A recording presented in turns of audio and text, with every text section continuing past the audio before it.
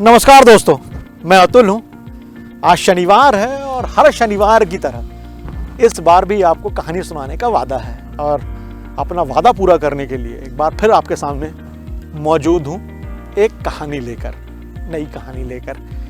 वादे पूरा करना बहुत मुश्किल होता है, लेकिन फिर भी आप लोगों का साथ है तो फिर कोई वादा मुश्किल नहीं है। और आज की कहानी के बारे में पिछले बार मैंने थोड़ी सी हिंट कर दी थी आपको, और पिछली बार सुनाई थी शिवाजी सावंत के महाग्रंथ एक उनके उपन्यास की कहानी। उनका उपन्यास का नाम है मृत्युंजय, और मृत्युंजय पर बेस्ड कहानी ही मैंने सुनाई थी। कर्ण के कुछ उद्धरण सुनाए थे। हालांकि किसी उपन्यास के उद्धरण लेना या उसके कुछ अंश सुनाना बेहद मुश्किल होता है, क्योंकि तारतम्य वैसा बैठता नहीं, और क्या सुनाएं क्या ना सुनाएं इसको लेकर हमेशा एक पशोपेश सा रहता है कि नहीं यार ये सुना दूं, नहीं ये सुना दूं, नहीं यार ये कर देता हूं। तो ये चुनना बहुत कठिन होता है, लेकिन मन है कि मानता नहीं। मन कभी नहीं मानता, किसी का भी नहीं मानता, कभी भी नहीं मानता। फिर भी जैसे पिछली बार कुछ अंश चुने थे, तो इस बार भी मैंने कुछ अंश चुने हैं मृत्युंजय से ही। बिखरा पड़ा है उसमें। पिछले बार उनकी आपको जन्म की कहानी बताई थी, उसके कुछ जीतने और कुछ हारने की कहानी बताई थी। इस बार कर्ण की शादी, उसके प्रेम और उसने जो नफरत झेली, उसको जो शाप मिलते गए, उसकी कहानी सुना रहा हूं। और कहानी का नाम मैंने दिया है उसने प्रेम भी किया, उसने अपार प्रेम भी किया और नफरत भी झेली। द्रोण ने एक प्रतियोगिता ली थी जिसमें यह तय होना था कि सर्वश्रेष्ठ योद्धा कौन है, और उस प्रतियोगिता में अर्जुन सर्वश्रेष्ठ रहे थे। कर्ण की हार हो गई थी। भीष्म ने भी कुछ तर्क दिए थे कि कर्ण जीता है, लेकिन वो जाति पर आके अटक गए थे, और जाति पर आके ऐसे अटके कि कर्ण विजेता नहीं हो सका। और तभी मौके को देखते हुए, मौके की नजाकत को देखते हुए दुर्योधन ने पासा फेंका और कर्ण को अंग देश का राजा बना दिया। अंगराज हो जाते हैं कर्ण। लेकिन कर्ण कभी नहीं चाहते थे कि उन्हें राज्य पद मिले, कतई नहीं चाहता था, क्योंकि वो जानता था कि ये जो राज्य पद मिला है ये दुर्योधन की कृपा से मिला हुआ है। इसमें मेरा कोई भी हाथ नहीं है, इसमें मेरी कोई भी मंशा नहीं, मेरी कोई भी ख्वाहिश नहीं, मेरी कोई भी इच्छा नहीं है। वो कर्ण है। इसलिए तिलांजलि देना भी चाहता था कि आखिर ये है ही क्या। वो प्रतियोगिता जिसमें अर्जुन की जीत हुई थी, जीत का वर्ण अर्जुन ने किया था, कर्ण को हार मिली थी। कर्ण का जिस प्रतियोगिता में उपहास उड़ाया गया और उसके बाद कर्ण को राज्यपद दिया जाता है, इसके मायने वो नहीं समझ पाया। अंदर से छटपटा रहा था कि यार ये सब क्या हो गया। और सबसे बड़ी छटपटाहट वो इसलिए थी क्योंकि कर्ण एक महायोद्धा था, एक योद्धा था। तब तो यही कहेंगे वो योद्धा है। योद्धा अपनी मृत्यु का तो वर्ण कर सकता है, लेकिन अपनी स्वाभिमान की बलि हो जाए, उसके स्वाभिमान छिन्न भिन्न हो जाए, ये वो कतई नहीं चाहता। और जो कसमसाहट थी, जो अंदर का द्वंद्व था, उससे कर्ण पार नहीं पा रहा था। और इसी सबके बीच वो दुर्योधन के पास पहुंचता है और अनुनय करता है कि महाराज, आप मुझे चंपा नगरी ही जाने दें, आप अपना राज्यपद संभालें। मैं इसके योग्य नहीं हूं, मैं उसी में ही खुश हूं। ये कर्ण के वाक्य थे। लेकिन दुर्योधन तो अपना पासा फेंक चुका था। इतनी आसानी से हार नहीं मानने वाला था, और शायद दिखाने के लिए, कुछ चीजें करने के लिए कुछ गिड़गिड़ाने सा लगा और बोले, मित्र अगर तुम ही चले जाओगे, तुम्हारे ही बल पर तो मैंने पांडवों से निपटने का, उनको संभाले रखने का, उनसे प्रतिद्वंदिता का संकल्प लिया है। तुम चले जाओगे तो ये सब होगा कैसे? तो कहीं का ही नहीं रहूंगा। सब तुम्हारे कारण ही तो किया है, तुम ही तो संबल हो मेरे। ऐसी कुछ बातें करी। कर्ण को भी लगा कि मित्र बोल रहा है, क्या ही करना चाहिए। और जब मित्र ने कह दिया है, इतनी बड़ी बातें कह दी हैं, तो शायद मुझे जाना नहीं चाहिए, मुझे हर हाल में मित्र के साथ रहना ही चाहिए। कुछ भी हो, उसने मुझे एक राजा बनाया है, उसने मुझे सम्मान दिया है, और उस सम्मान की कद्र तो करनी ही होगी, उस सम्मान की गरिमा कायम रखनी ही होगी। और कर्ण अंगराज बने रहने और हस्तिनापुर में रहने का प्रण कर लेता है। लेकिन कर्ण ये नहीं जानता कि दुर्योधन ने एक कुचक्र रचा था। दुर्योधन ने एक जबरदस्त पासा फेंका था और ये पासा दुर्योधन के ही पक्ष में गया था और उस कुचक्र में कर्ण को अपने तरफ करने में दुर्योधन सफल हो चुका था। लिहाजा कर्ण हस्तिनापुर में रहने का प्रण कर चुका है, तय कर चुका है। यहीं रहना है, अंगराज के रूप में ही रहना है, दुर्योधन के साथ रहना है, मित्रता निभानी है किसी भी सूरत में। सारी चीज़ें होने लगती हैं, अंगराज बन गए हैं, सुविधाएं मिलने लगी हैं, वीर हैं ही, प्रतापी हैं ही। कर्ण का एक रूटीन था और वो रूटीन ये था कि गंगा तट पर जाना और सूर्य को अर्घ्य देना देर तक, और देर तक सूर्य को देखना।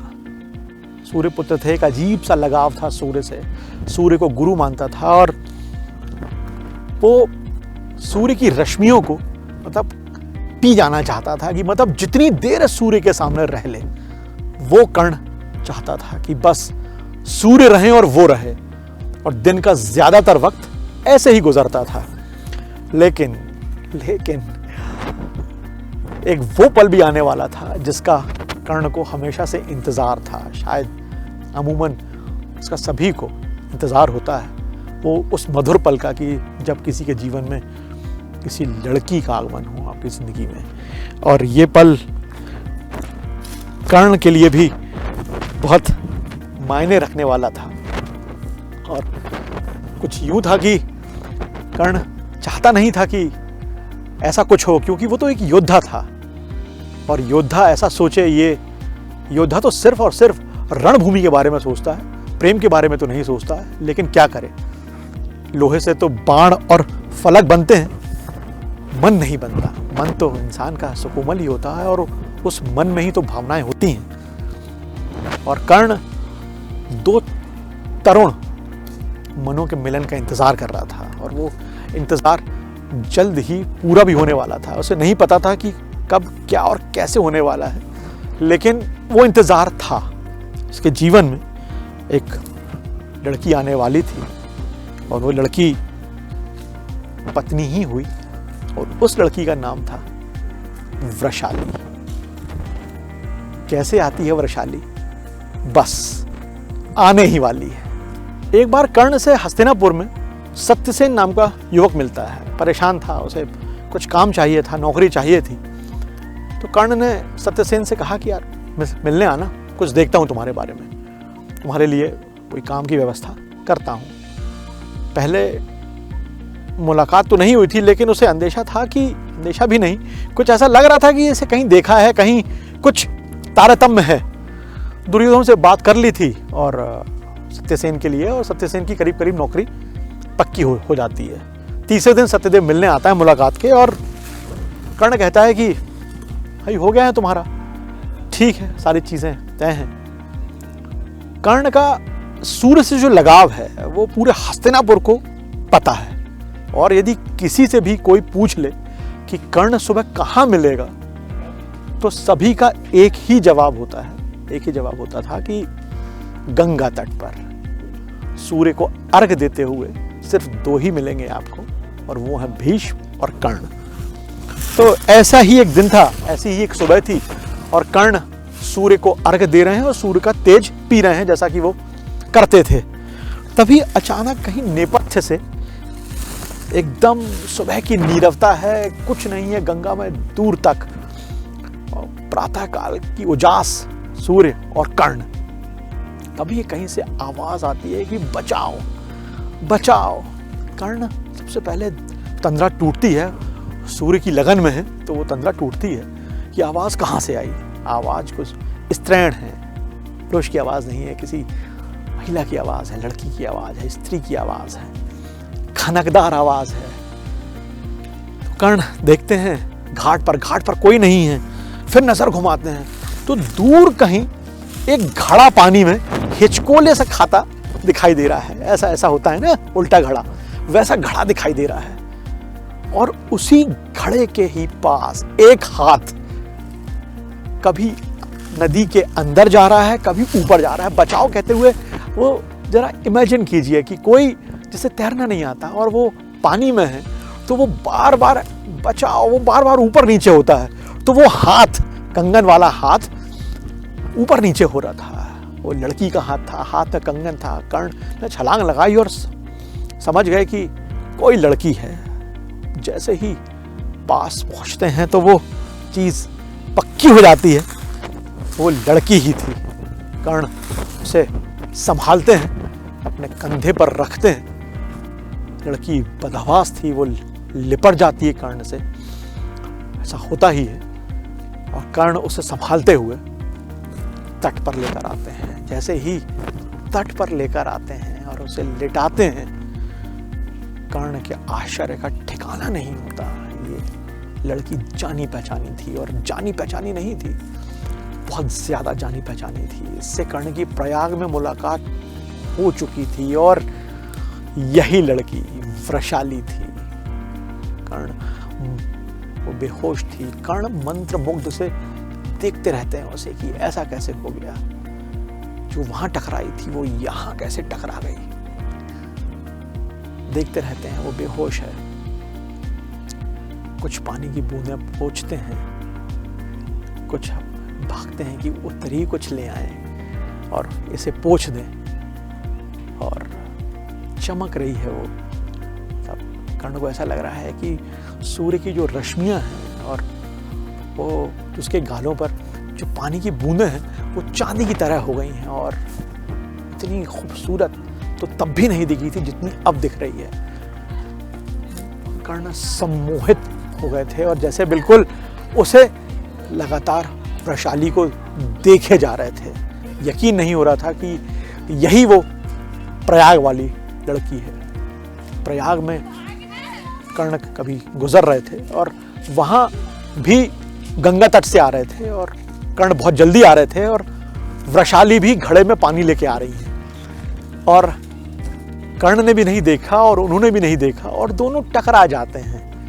टकरा जाते हैं तो घड़ा, दोनों टकराते हैं, घड़ा रखी हुई है, घड़ा कर्ण से टकराता है और कर्ण भीग जाते हैं, घड़ा फूट जाता है। भीगते कर्ण हैं, वस्त्र कर्ण के भीगते हैं, पानी पानी वृषाली हो जाती हैं।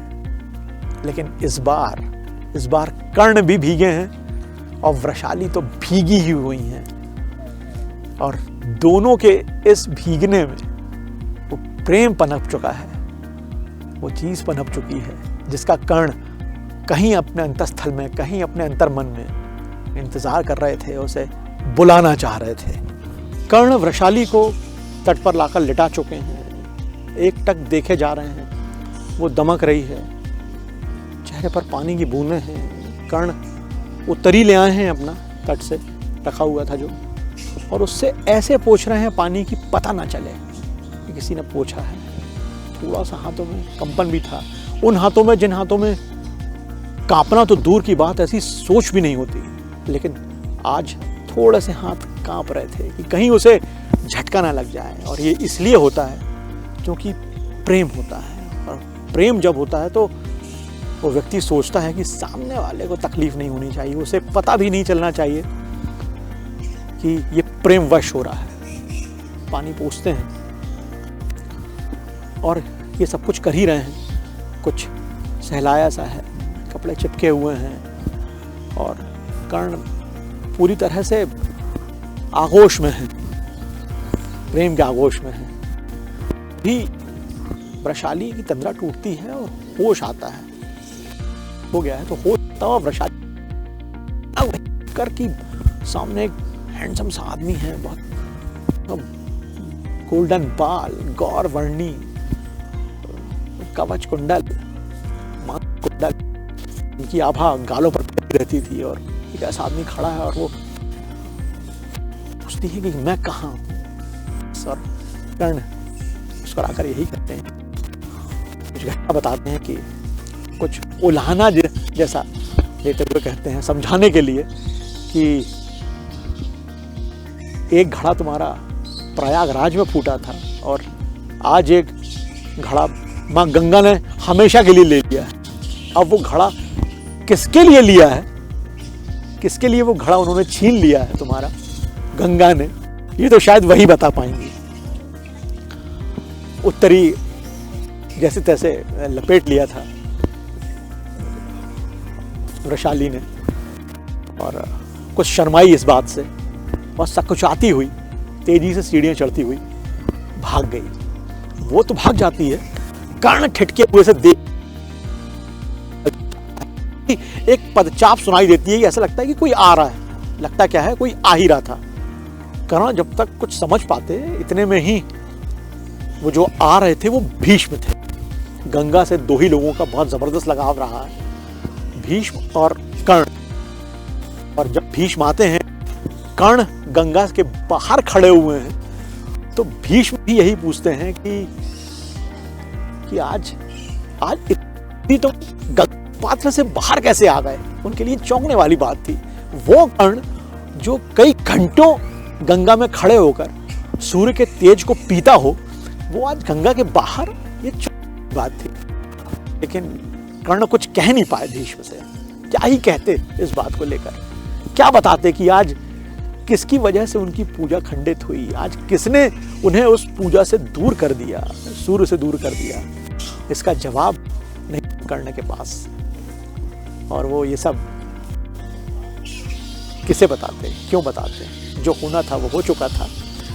इस घटना की पूरी जानकारी कहीं ना कहीं से दुर्योधन को लग गई थी। और दुर्योधन को लग गई थी तो दुर्योधन अधिरथ के पास, यानी कि कर्ण के पिता के पास जाते हैं और कुछ मेल मुलाकात करवाने का कि काका एक कन्या पसंद आ गई है, काका ऐसा कुछ हो गया है।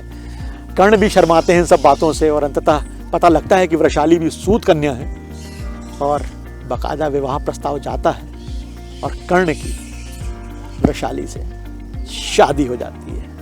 दोनों विवाह बंधन में बंध जाते हैं। कर्ण और वृषाली की शादी हो चुकी है, दोनों महल में आ चुके हैं, स्वागत सत्कार हो चुका है। और अब क्या आया है? अब आई है शादी की वो पहली रात।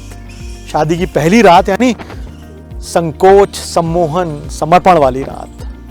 कर्ण कहते हैं कि क्या इस रात का वर्णन किसी शब्द में, शब्दों के मार्फत, शब्दों के तहत, शब्दों के अंतर्गत, या इस रात को शब्द सीमाएं बांधा जा सकता है क्या? वर्णन किया जा सकता है क्या शब्दों में? शायद नहीं, इसे शब्दों में नहीं बांधा जा सकता। और ये रात, इस रात का मतलब होता है दो मनों का बिना किसी तर्क के, बिना किसी शब्दों के निर्बाध मिलन। इसको शब्दों में नहीं आंका जा सकता। कारण ये सब सोच ही रहे थे और वृषाली अवगुंठन में थी, यानी कि घूंघट में थी।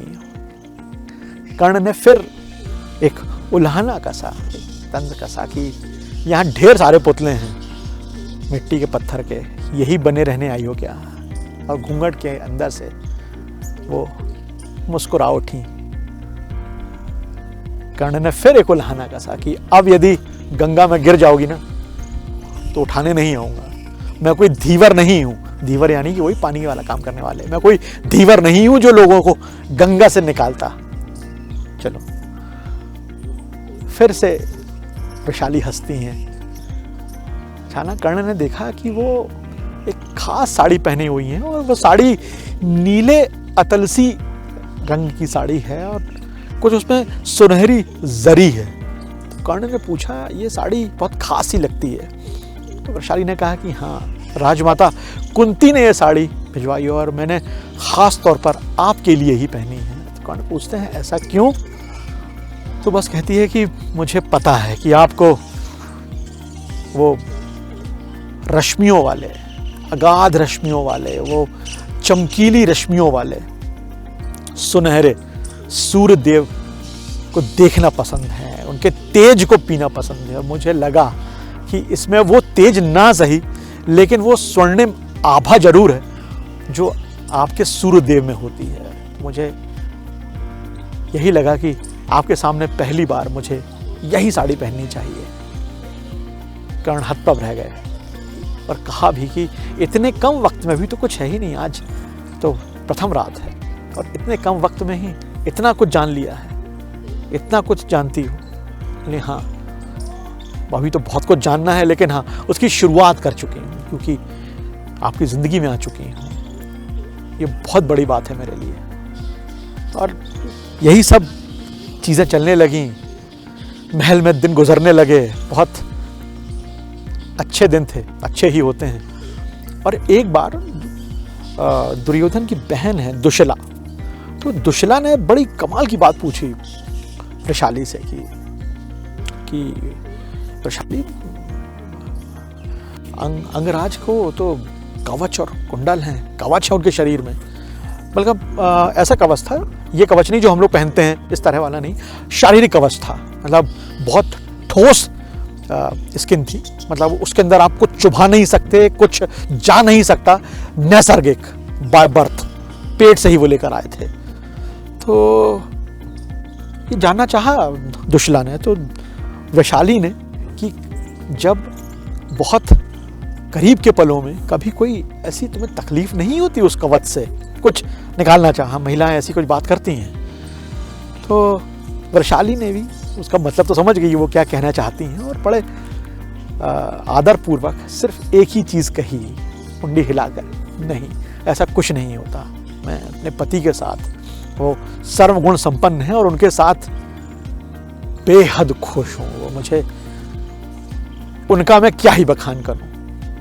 यही उसका सार था। वैशाली जिंदगी में तो आ ही चुकी थी।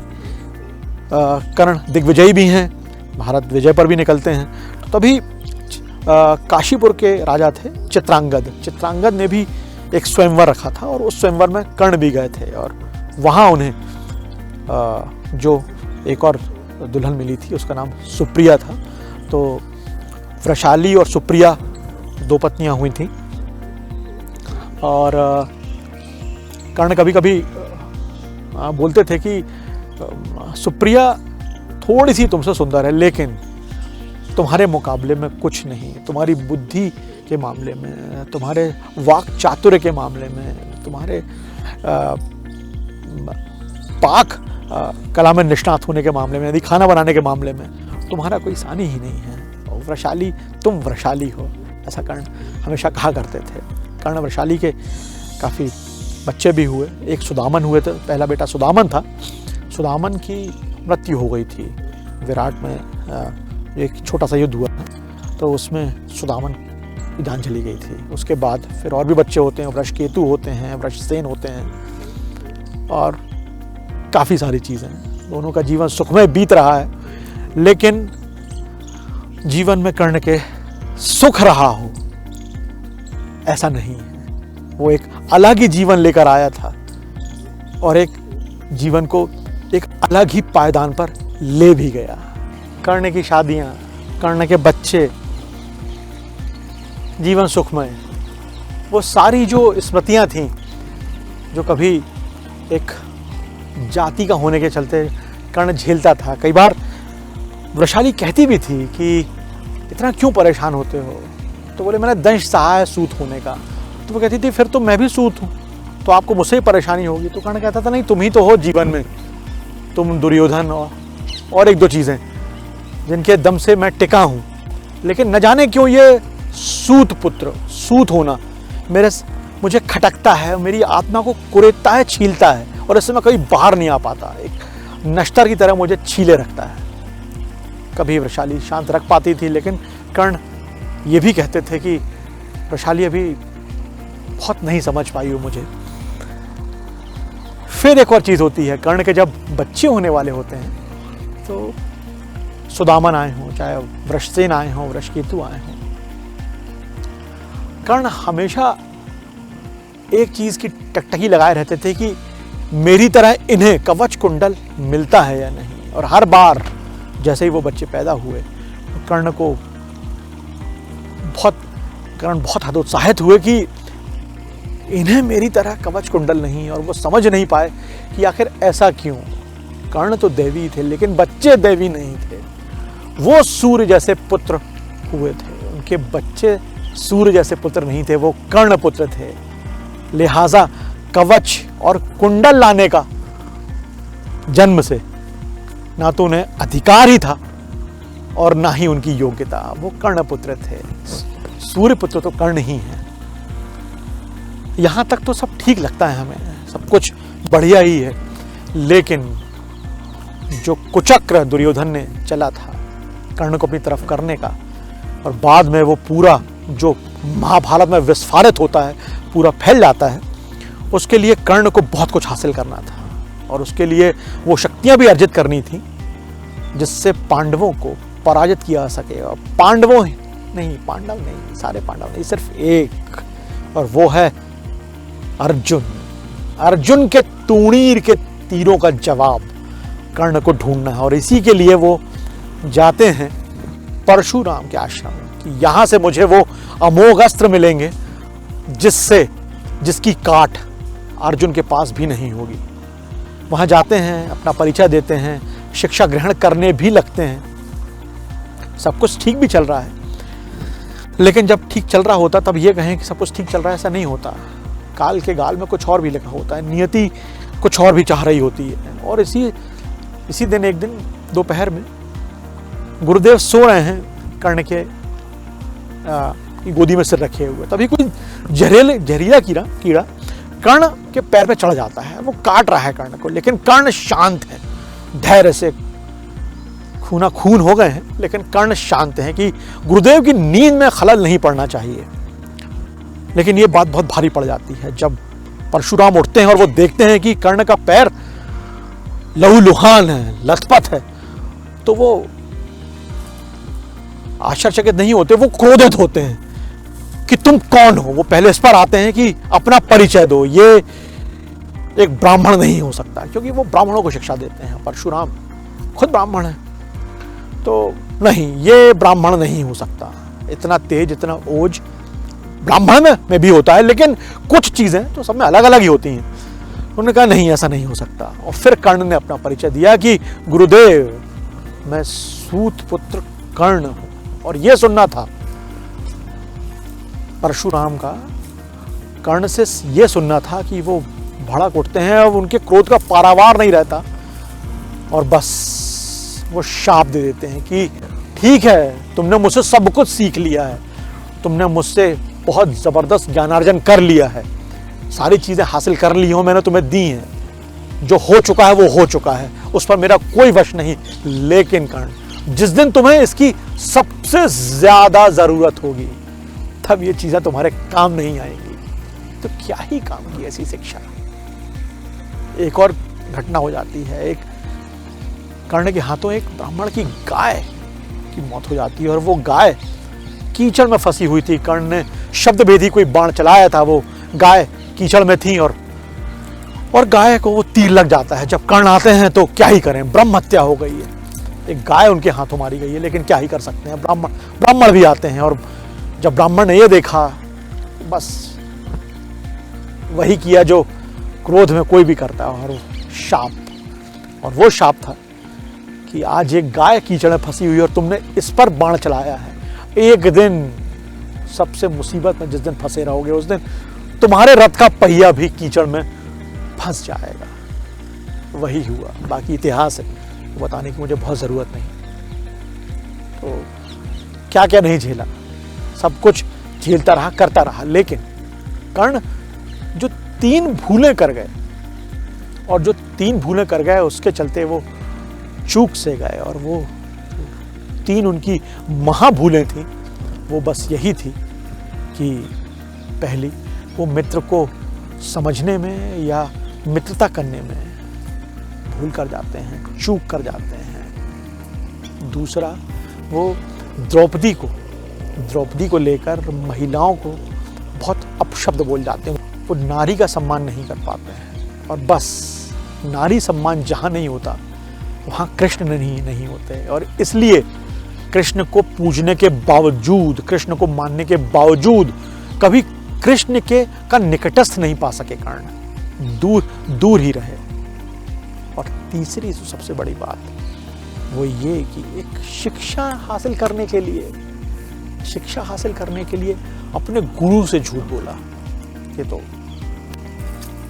बेहद गलत है। चाहे कुछ हो जाए, जो मेरी जाति होगी वो तो मेरे साथ जन्म से ही जुड़ी होगी, उससे क्या शर्माना और झूठ पर कौन सा महल बनाना। लेकिन कर्ण वो कर जाते हैं। महाप्रतापी थे, महावीर थे, कोई सानी नहीं था। कवच कुंडल लेकर आए थे, लेकिन वो किसी काम नहीं आया। और खेत रहते हैं महाभारत में, जो अपराजय था वो हार जाता है। बस यही थी आज की कहानी। उसे प्यार भी मिला, उसने प्रेम भी किया, लेकिन उसे नफरत भी मिली, उसे पराजय भी मिली। यही थे कर्ण। दोस्तों, अंग्रेजी में एक शब्द है क्रेडिबिलिटी यानी हिंदी में साख। पैसा, ऐश्वर्य, भौतिक चीजें, ऐसा तमाम कुछ कमाया जा सकता है, जुटाया जा सकता है, हासिल किया जा सकता है। लेकिन ये जो साख है, ये जो क्रेडिबिलिटी है, ये कई बार हासिल नहीं की जा सकती। आप बाकी चीज़ों के लिए दम लगा सकते हैं, लेकिन कई बार आप ये जो साख है, ये दम से भी हासिल नहीं होता। और दरअसल आप इसे कह सकते हैं कि ये आपका कद है, ऊंचा कद आपको कई बार बहुत मेहनत, मशक्कत और तमाम कोशिशों के बावजूद हासिल नहीं होता। इसके लिए कई बार आप संघर्ष करते रह जाते हैं, लेकिन वो कद आपसे दूर बना रहता है। आपके पास चीज़ें होती हैं, लेकिन आप वो क्रेडिबिलिटी हासिल नहीं कर पाते, वो कद हासिल नहीं कर पाते। कई बार लोग कहते हैं, अक्सर ऐसा कहते हैं, यार उसकी बात ही अलग है। और ये जो बात होती ना, ये उसकी बात ही अलग है। उसका कहना मतलब सब कुछ डिफरेंट हो जाता है। यार उसने बोल दिया मतलब बात खत्म। तो उसने बोल दिया बात खत्म ही आपका कद होता है। और कद की लड़ाई आसान नहीं होती। भीष्म हो, कर्ण हो, ऐसे कई महानायक हो, अश्वत्थामा हो, कहते तो हैं कि आज भी हैं वो 8 जो जीवित लोग माने गए हैं, उनमें अश्वत्थामा भी हैं। तो जीवित हैं, आज घूम रहे हैं, कहीं भटक रहे हैं। वो कद हासिल नहीं कर पाए हैं। कद इतना आसान नहीं होता। कद कृष्ण का होता है। युग दृष्टा, युगंधर बनना सबके बूते की बात नहीं होती। वो तो कृष्ण ही होता है, कृष्ण ही हो पाए और कृष्ण ही हो सकते थे। बस कद के लिए लड़िए, बाकी सारी चीजें तो अपने आप आ ही जाएंगी। ज्यादा ज्ञानवाणी हो गई हो तो माफी चाहता हूं। अगले शनिवार शाम 6 बजे फिर एक नई कहानी लेकर आऊंगा। तब तक स्वस्थ रहिए, खुश रहिए, अपनों के साथ रहिए और सुनते रहिए मुझे यानी अतुल को। और हमारी कहानी अच्छी लगती हो तो हमारा YouTube चैनल भी सब्सक्राइब कीजिएगा और अपनों से भी करवाइएगा। जय हिंद।